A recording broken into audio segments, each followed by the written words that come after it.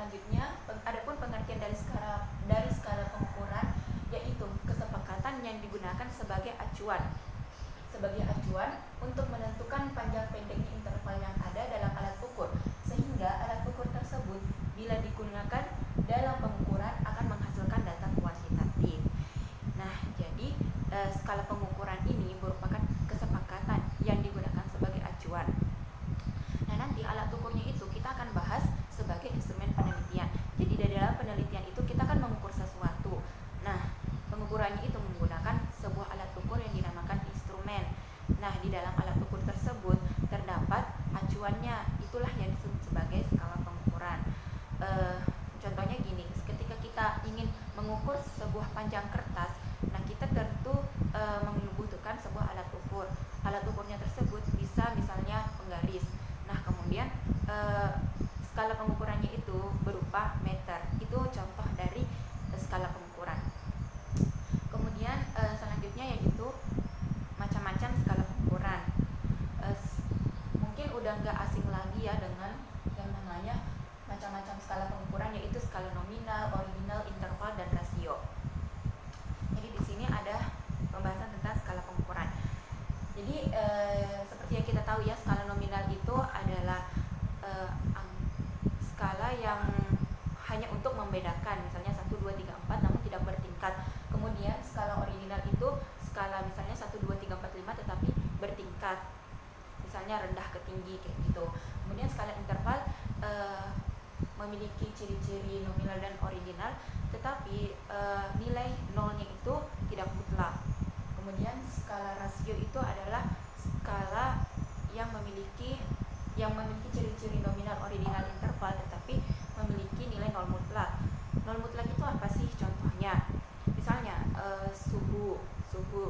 Misalnya 0 derajat itu nolnya itu mutlak. Kenapa? Karena ada 0 derajat itu menunjukkan suhu beku kayak gitu. Berarti nolnya itu ada mutlak gitu. Kemudian selanjutnya adalah skala sikap.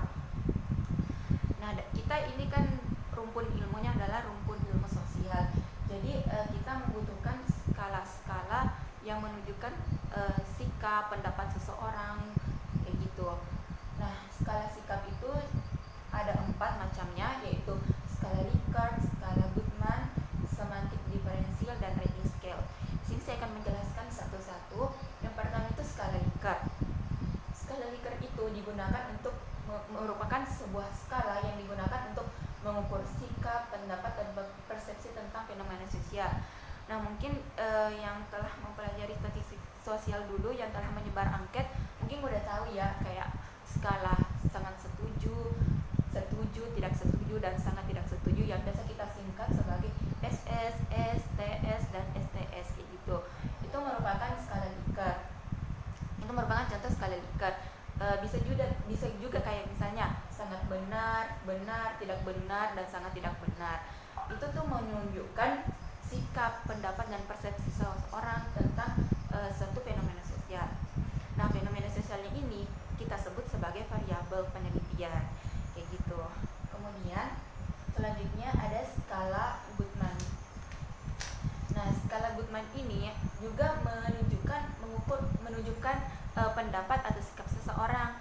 Tetapi di sini skala Guttman itu jawaban yang akan diperoleh adalah jawaban yang tegas. Jadi pilihannya itu cuma ada 2, ya atau tidak, benar atau salah. Jadi benar-benar tegas gitu. Kemudian yang ketiga ada semantik diferensial. Sama untuk mengukur sikap atau pendapat seseorang tentang suatu fenomena sosial.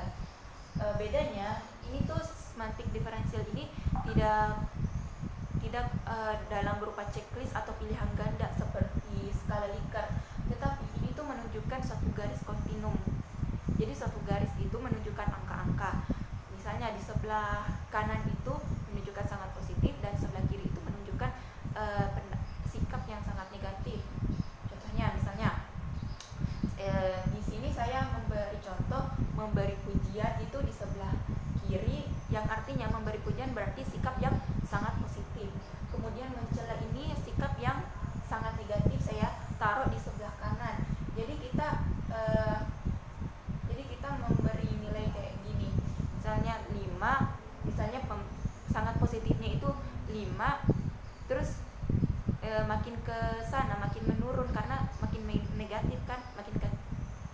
ke kanan makin menurun kayak gitu kan, soalnya makin negatif.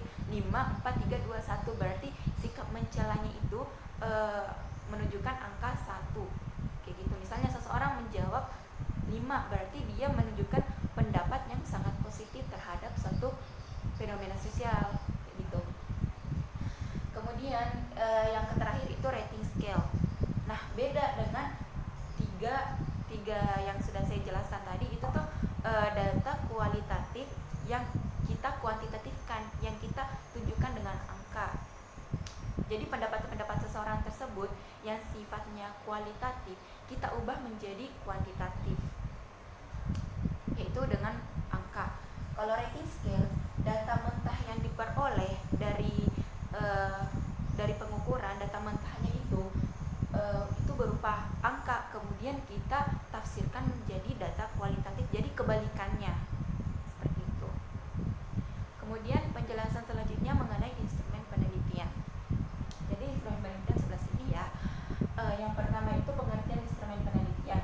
Instrumen penelitian adalah semua alat yang digunakan untuk mengumpulkan, memeriksa, mengolah, menyelidiki dan menyelidikkan data-data secara sistematis, secara objektif, dengan tujuan memecahkan suatu persoalan atau menguji suatu hipotesis. Seperti yang kita ketahui, penelitian kuantitatif itu kan untuk menguji hipotesis. Nah, di sini semua alat, instrumen itu kan artinya alat. Penelitian itu kan kita bertujuan untuk menguji hipotesis. Jadi semua alat yang kita pakai untuk menguji hipotesis atau di dalam penelitian itu disebut sebagai instrumen penelitian.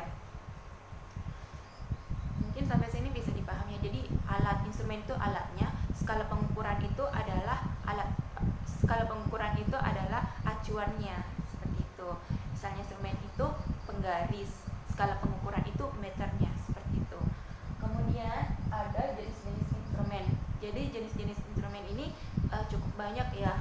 Ada angket dan kuesioner yang mungkin udah nggak asing di telinga kita, interview atau wawancara, observasi, dan bisa juga dalam berupa dokumentasi. Kemudian adapun langkah-langkah menyusun instrumen. Yang pertama itu analisis variabel penelitian. Jadi di sini mula-mulanya kita harus menganalisis variabel penelitiannya. Variabelnya apa kayak gitu. Kita harus menganalisis, menentukan paradigmanya juga. Ini termasuk paradigma apa. Jadi kita benar-benar menganalisis variabelnya dulu sehingga nanti instrumennya itu cocok dengan variabel yang akan kita teliti. Kemudian setelah menganalisis variabel penelitian, kita menetapkan jenis instrumen. Nah, di sini kita menetapkan nih variabelnya itu cocok kita teliti dengan instrumen apa? Apakah dengan angket, wawancara, observasikah, atau dokumentasi? Di sini kita ambil contoh aja ya, misalnya teori realitas dalam meningkatkan motivasi belajar. Jadi variabelnya itu teori realitas dan motivasi belajar. Nah, untuk mengukur motivasi belajar, kita bisa menggunakan angket kayak gitu. Kita menyebarkan angket untuk mengukur motivasi belajar anak-anak. Seberapa rendah sih motivasi belajar anak-anak supaya kita bisa meningkatkannya dengan teori realitas tersebut. Jadi seperti itu. Kemudian setelah menetapkan jenis instrumennya, kita dapat menyusun kisi-kisi instrumennya. Jadi kita menyusun kisi-kisi instrumennya nih. Misalnya kita udah menentukan nih jenis instrumennya yang kita pilih adalah angket. Kemudian kita menyusun kisi-kisi instrumennya. Kisi-kisi instrumen itu seperti kita menentukan definisi operasionalnya itu seperti apa. Kemudian kita menentukan poin-poinnya kayak gitu. Indikator-indikatornya itu seperti apa. Indikator motivasi belajar misalnya. Seperti itu. Kita membuat kisi-kisi instrumen setelah itu. Kemudian setelah menyusun kisi-kisi instrumen, kita menyusun item instrumen. kita udah nentuin ini indikator-indikatornya apa. Setelah itu kita menyusun itemnya, kita menyusun pertanyaan-pertanyaan di dalam angket tersebut, seperti itu. Kemudian setelah kita menyusun pertanyaan-pertanyaannya, kita menguji cobakan instrumen tersebut. Kita uji coba dulu sebelum kita menyebarkannya, kita menguji cobakannya dulu. Nah, tujuannya apa menguji cobakan? Misalnya nih ada kekurangan, kurang apa, item apa yang kurang, kita bisa tambahin sebelum kita sebarkan ke anak-anak tersebut. Kemudian setelah uji cobakan, kita memberi petunjuk pengisian instrumen. Kita membuat petunjuk pengisian instrumennya itu, petunjuknya gimana supaya nanti anak-anak mengisinya itu tidak bingung, seperti itu, dan bisa mengisinya dengan baik sehingga penelitian yang kita dapat itu bisa akurat.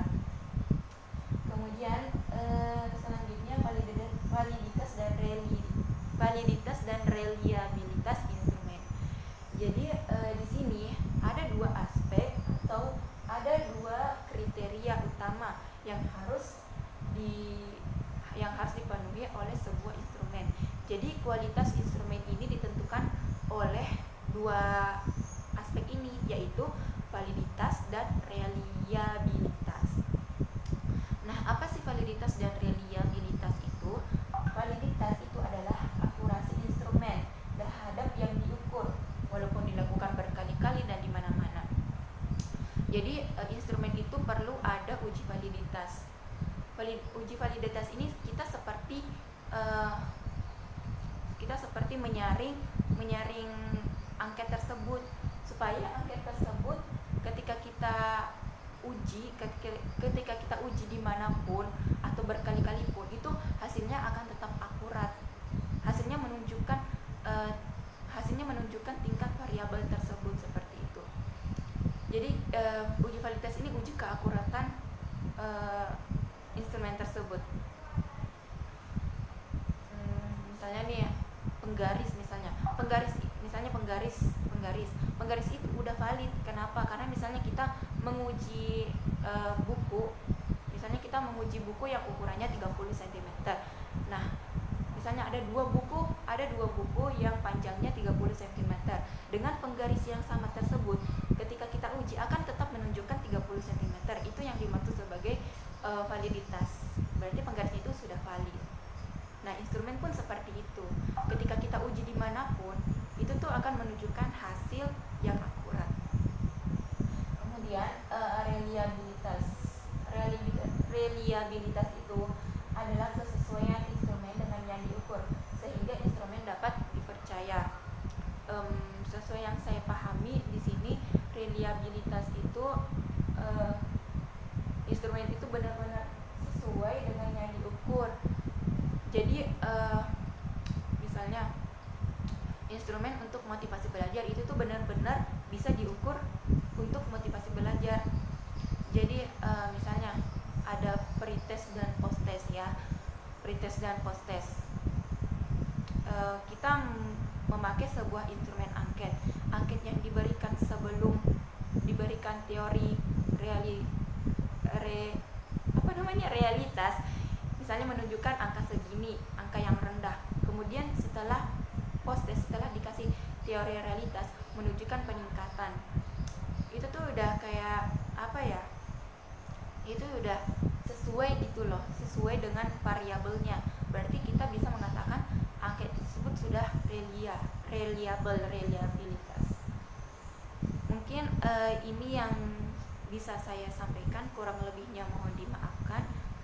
Kalau ada kata-kata yang salah, saya mohon maaf. Terima kasih atas perhatiannya dan sampai jumpa. Wassalamualaikum warahmatullahi wabarakatuh. Jadi kesimpulan dari penjelasan saya tadi, jadi skala pengukuran dan instrumen penelitian itu merupakan dua hal yang tidak akan terpisahkan.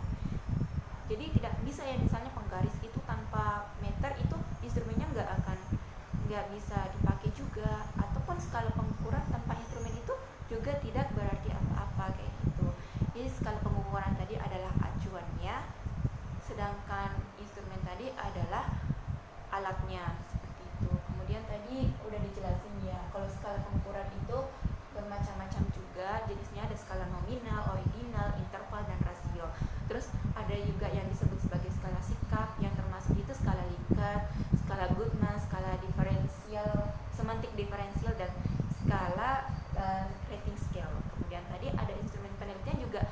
semacamnya itu ada bermacam-macam juga, ada angket, kuesioner, observasi maupun dokumentasi. Kemudian tadi udah dijelasin langkah-langkahnya. Kemudian tadi validitas dan reliabilitas itu, validitas itu akurasinya, kemudian reliabilitas itu kesesuaian instrumen tersebut. Jadi seperti itu. Jadi dalam sebuah penelitian harus ada dua hal ini. Itu. Sekian.